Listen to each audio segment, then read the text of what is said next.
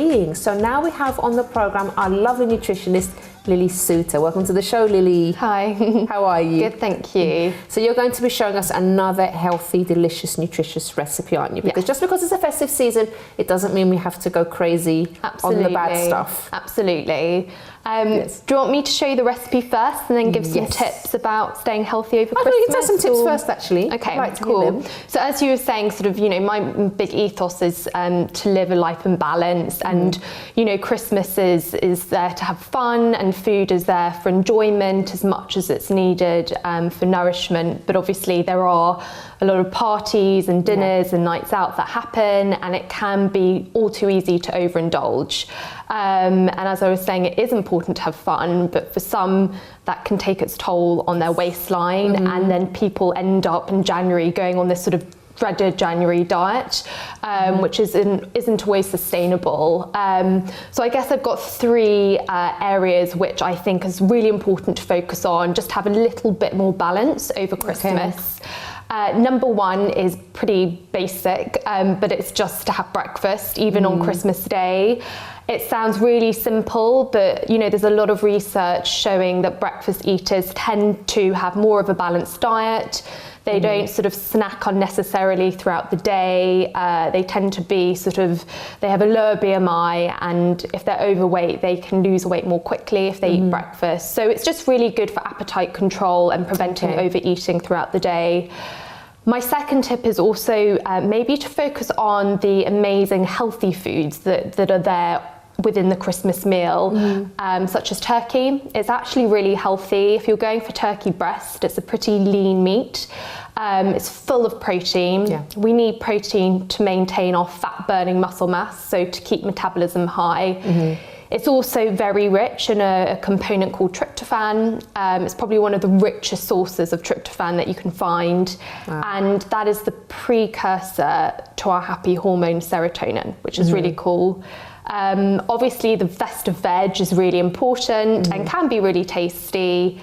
The potatoes, a lot of people fear the potato side of things. They always think, potatoes are going to make me fat, but it isn't always the case. Actually, potatoes in themselves are not fattening. They're actually very rich in sort of things like vitamin C and good quality fibre.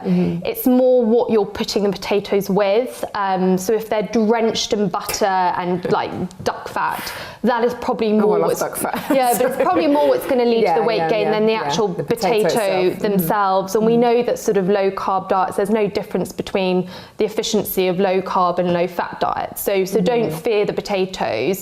You can put a healthy twist to your potatoes by using olive oil, which is really great for heart health. And if you're not using olive oil, just be mindful of the additional butters that you're putting on your potatoes.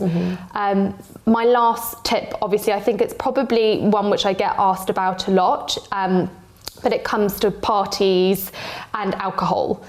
And as I was saying, absolutely fine to drink alcohol over the festive season, but if you find yourself drinking on consecutive nights and there are a lot of parties which are going on, it may be worthwhile just picking your drink choice slightly more wisely.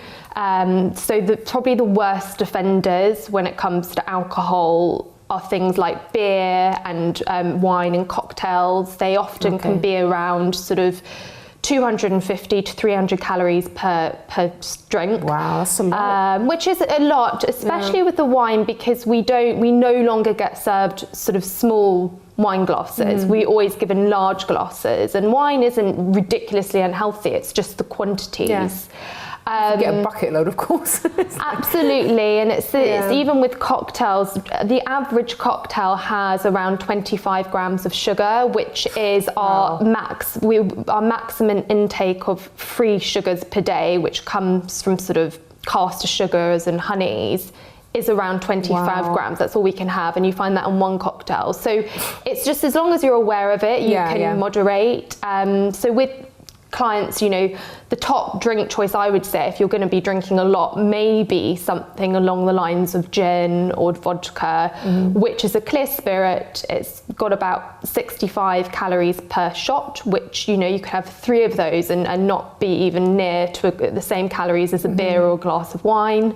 And what you can mix that with is something like soda water or sparkling water with a squeeze of lemon or lime. And you know, it may not be the tastiest drink, but it's very diluted, so it's less concentrated. It takes a longer time to drink. And yeah, as I was saying, it's about 65 calories per glass, so you could have several of those and not be hitting the calories you'd find in a cocktail. Great advice, so it's just choosing your drink choices wisely. Okay, lovely. Thank you for those tips. So what are you going to be making for us today? So I'm going to be making a cacao, or sort of chocolate is another word for it, energy ball, which can be a slightly healthier alternative to your usual Christmas chocolates. And the only reason why they may be slightly more healthy is because they've got there's no sort of refined sugars, it's all coming from the dates. You've got lots of almonds in there, which have got the protein. They've also got heart healthy monounsaturated fats as well. Raw cacao, which has got lots of antioxidants called sort of flavonols to support us through the winter. And yeah, we've just got some coconut flakes to Okay, so take it away, Lily. Cool. So first of all, we have to do is in a blender, you just place in the dates. You need to make sure that they don't have any pips or any seeds. And I usually use around half the amount of dates in my energy balls, but you can use sort of as many as you require for what you like, but I tend to prefer less sweet energy balls. And then you put in your sort of cacao. So this is the raw chocolate, which is full of antioxidants. And then the next ingredient are the almonds, and these will literally grind down in the blender. And these give the energy balls protein, a good source of protein and healthy fats, which are good for balancing blood sugar. Then a little bit of coconut oil, purely just to help with the consistency of the energy balls, to bind it together. So a little bit of coconut oil. That's healthy oil as well, isn't it? Yeah, in moderation. Yeah, you can have it in moderation, and then I love nut butter. It's amazing. So I've got unsalted almond butter here, and there's no added weird oils going on in there. No added sugar. Does that also help it to bind? It also helps to bind it, and again, it's going to add another good dose of protein and healthy fats. And and then we literally put the lid onto the blender. And then we blitz it. Yeah. Okay, let's go. Let's do it.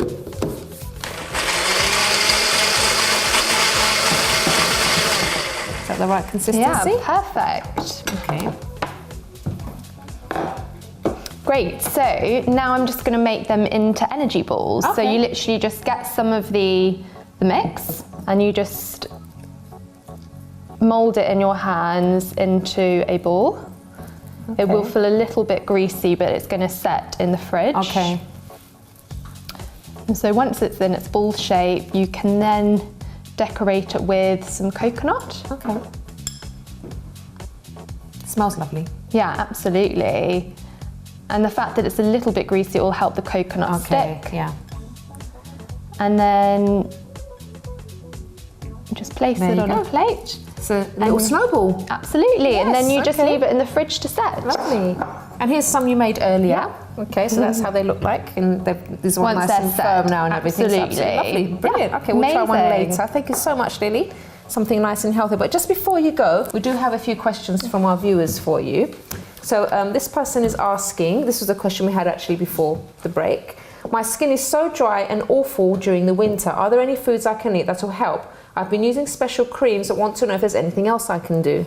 When it comes to skin, a lot of people think it's water that hydrates the skin, but actually essential fats are even more important. So essential fats like omega-3 fats, which you find in fish, oily fish, such as mackerel, salmon, herring, sardines, tuna, nuts and seeds. Those kind of fats actually line every single cell membrane within the body and make it kind of fluid in a way. which can give you that dewy, sort of glowing skin. Okay. So it's really focusing on getting enough omega-3 fats within the diet, and research does suggest that those with sort of skin problems like eczema or psoriasis may benefit from getting more omega-3 fats within the diet. Okay, that's interesting. Okay, next question. I hate aubergines, but I've heard they're really good for you. Do you have any recipes that will help make aubergines tastier? All the ones I've found aren't very healthy. Okay. So aubergines aren't necessarily an essential within the diet. There's so many different vegetables that you can go for. But from a health perspective, it's more the way that people cook aubergines, because what happens is it absorbs a lot of oil, and people tend to roast aubergine and it literally just soaks it all up. So that's the bit where it may be slightly more unhealthy. So if you are roasting aubergine, try and sprinkle some water over the aubergine and just a little drizzle of olive oil, which can massively help, so it's not really, really fatty. I like topping aubergine with loads of different things, like some yogurt mixed in with turmeric, maybe some pomegranate seeds and spices, or you could top it with, I don't know, some minced meat and some cheese. You can do sort of whatever you want, but it's more the oil aspect, which is probably the unhealthy bit. All right, that sounds really nice, your suggestions there. And one last question. I've got anemia but hate liver. Is there anything else I can eat that will help with my diagnosis? Absolutely. So liver you definitely don't have to eat liver for iron consumption. Iron is obviously found in all meats, it's found in fish. If you're going for plant-based sources of iron, you can get that in things like spinach, broccoli, nuts, seeds, dried fruit, lentils, all these sorts of sources are available. I think a key thing with iron, if you're anemic, it's really important to make sure that you are consuming enough vitamin C alongside your iron source. So if you are consuming meat, or whether it's, I don't know, spinach, making sure you've got a lot of vitamin C rich veg alongside it, or maybe a piece of fruit with each meal, because the vitamin C aids absorption of iron within the body. So it's absolutely essential. Lovely. Lily, thank you so much for the lovely recipes and also for answering of your questions, and we'll see you again soon. See you soon. Thank you. Don't go away, everyone, because after the break, Sally Wolford shows us how to organise our Christmas decorations, and I give you some tips on how to best handle confrontation. But first, who forgives easier? Is it men or women? Do you think you know the answer? We'll find out if you're right after this break.